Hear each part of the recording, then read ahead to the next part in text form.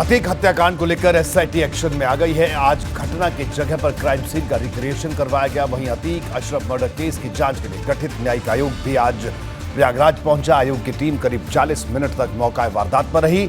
हर angle से पड़ताल करने के साथ ही घटनास्थल की मैपिंग कराई गई। इसके अलावा शूटर से आज लगातार दूसरे दिन भी पूछताछ हुई, लेकिन अभी तक यह साफ नहीं हो पाया कि हमलावरों ने किस उद्देश्य से अतीक और अशरफ का मर्डर किया। इस बात की भी पुख्ता जानकारी नहीं आई है कि हत्या की गई या फिर कार्रवाई।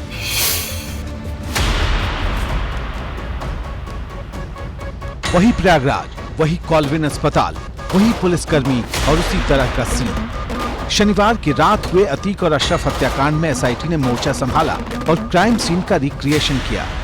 और ये देखिए आप हमारे बाईं तरफ ये तस्वीरों में आप देख सकते हैं कि क्राइम सीन किस तरीके से रिक्रिएट किया जा रहा है। और देखिए अतीक और अशरफ को जिस तरीके से लाया गया था वो है, और जिस तरीके से मीडिया कर्मी सामने खड़े होकर बाइट ले रहे थे, वो बाइट यहाँ पर लेने का जो सीन है, वो दृश्य वो रिक्रिएट किया जा रहा है, वो सीन फिल्माया जा रहा है। और देखिए अगल बगल जो शूटर्स हैं वो शूटर्स खड़े हुए हैं, उनके हाथ में गन है, और जैसे ही इशारा किया जाएगा ये ड्रामा शुरू हो जाएगा। तो ये कवायद इसलिए की जा रही है ताकि पूरी वारदात को समझा जा सके कि किस तरीके से पूरी वारदात को अंजाम दिया गया था। और इस वक्त क्राइम सीन जब रिक्रिएट हो रहा है तो आप उस सिपाही मान सिंह को भी देख सकते हैं जो कि हमले में घायल हुआ था, जिसके दाहिने हाथ की कोहनी में गोली लगी हुई थी।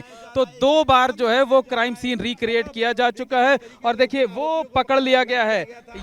एफएसएल की टीम भी घटनास्थल पर पहुंची थी। घटना के वक्त जैसा माहौल था बिल्कुल उसी तरह का माहौल यहां पर रिक्रिएट किया गया। बड़ी बात ये कि सीन रिक्रिएशन में पुलिस की लापरवाही खुलकर सामने आई। पता चला कि आखिर चूक कहां हुई थी। क्राइम सीन रिक्रिएशन से ये साफ हुआ है कि 15 अप्रैल की रात यानी वारदात के वक्त अतीक और अशरफ की सुरक्षा को लेकर प्रयागराज पुलिस ने बड़ी लापरवाही बरती थी। तीनों शूटर्स पुलिस के घेरे के बीच पहुंच गए थे। अतीक और अशरफ को सटाकर गोली मारी गई थी। पुलिस की ये लापरवाही इसलिए भी खासी मायने रखती है क्योंकि वारदात से सिर्फ 2 दिन पहले अतीक के बेटे के असद के एनकाउंटर के बाद पुलिस अफसरों की तरफ से ये दावा किया गया था कि असद और उसके साथ एनकाउंटर में मारा गया शूटर गुलाम दोनों ही अतीक के काफिले पर हमला कर उसे छुड़ाने की साजिश रच रहे थे। लखनऊ से फोरेंसिक टीम प्रयागराज पहुंची थी। 2 व्यक्ति अतीक और अशरफ की भूमिका में थे। दोनों को गोली मारने का सीन दोहराया गया। इसके साथ ही हमलावरों को पकड़ने और फिर उन्हें दबोचकर गाड़ी में बिठाने का सीन भी रिक्रिएट किया गया। हालांकि वारदात के वक्त हमलावरों ने जो नारेबाजी की थी उसे इस दौरान नहीं दोहराया गया। 15 अप्रैल की रात अतीक और अशरफ को मौत के घाट उतारने के बाद तीनों शूटर्स ने जय श्री राम के नारे लगाए थे। एसआईटी द्वारा की गई पूछताछ में शूटर्स ने ये बताया है कि वारदात के बाद वो डर गए थे और अपने डर को कम करने के लिए ही उन्होंने जय श्री राम के नारे लगाए। हालांकि आज जब क्राइम सीन रिक्रिएट किया गया तो डमी शूटर से ये नारा नहीं लगवाया गया। पुलिस ने अपनी एफआईआर में भी इस नारे का जिक्र नहीं किया है। इस क्राइम सीन रिक्रिएशन की वीडियोग्राफी और फोटोग्राफी भी कराई गई। अब फोरेंसिक टीम जांच रिपोर्ट एसआईटी को सौंपेगी, जिसके बाद मामले की जांच कर रही एसआईटी इसे विवेचना में शामिल करेगी। इस रिक्रिएशन में कुछ बड़ी बातें सामने आई हैं। अतीक और अशरफ दोनों को बेहद करीब से गोली मारी गई थी। पहले अतीक को गोली मारी गई। वारदात के वक्त पुलिस ने बड़ी लापरवाही की थी। बेहद नजदीक होने के बावजूद पुलिस शूटर्स को भांप नहीं पाई थी। पुलिस के किसी एक्शन से पहले ही शूटर्स ने अपने पिस्टल जमीन पर फेंककर हाथ खड़े कर दिए थे, यानी उन्होंने सरेंडर कर दिया था। वारदात के बाद शूटर्स को उसी पुलिस जीप से कस्टडी में पुलिस लाइंस भेजा गया था, जिस जीप में बिठाकर अतीक और अशरफ को कुछ देर पहले अस्पताल लाया गया था।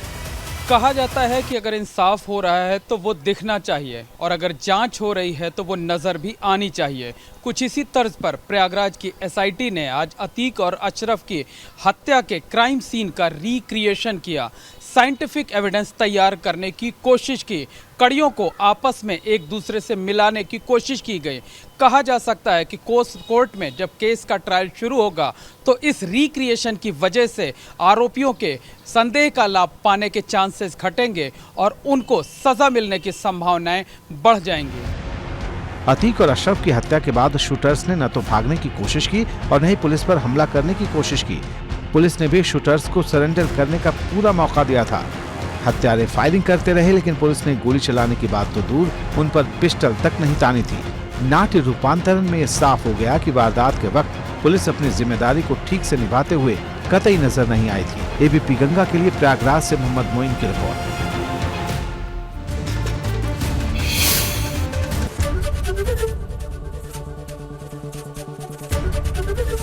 एबीपी गंगा, खबर आपकी, जुबान आपकी।